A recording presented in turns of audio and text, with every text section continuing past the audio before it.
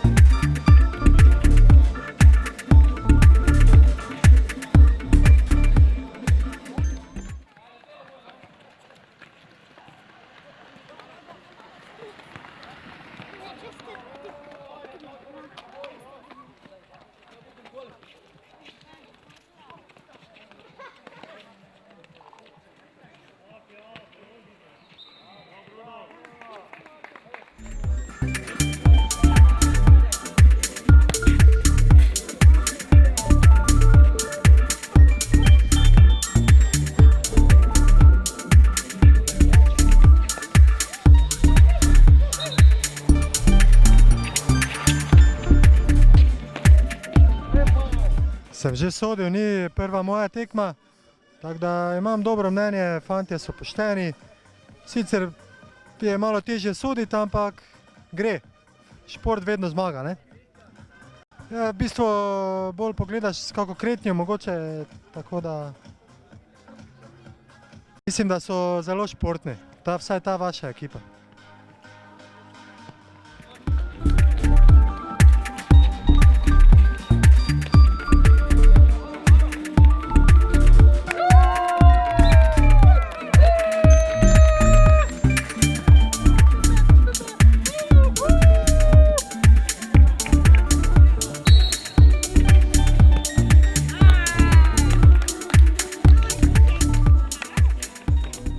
Kontaktiral me je Silvo Čeh, ki je pač moj dober prijatelj in je pač me vprašal, če imamo kaj proti, da bi se gluhi in naglušni Podravja udeležili naše lige. Moram reči, da smo bili zelo presenečeni nad njihovo igro, nad njihovo zavzetostjo, borbenostjo in so zelo popestrili našo ligo, ki je že letos 20. na sporedu.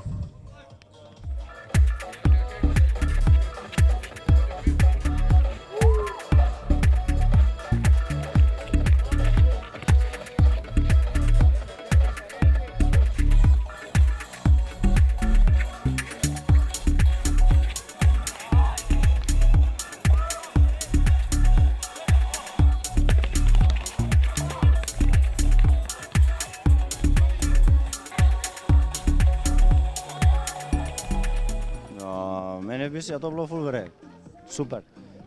Prvo imajo zelo dobro ekipo, pošteni fantje, zakaj pa ne? Fuzbal je za vse, ni samo za ene. Gluha ekipa, zelo dobra ekipa. Borbeni fantje, vejo zakaj se igra nogomet. mogoče bi trebalo dodati, mislim, dodelati kakšne detajle v skupinski igri, v obrambi, v napade. Drugače pa fantje super igrajo, nimam kaj za dodati.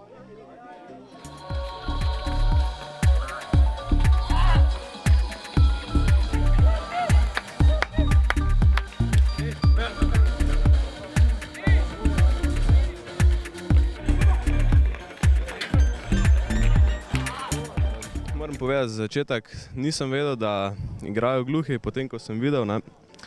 Mi je bilo zelo zanimivo, moram reči. In zdaj, ko smo še proti njim igrali, je bilo nekaj res posebnega.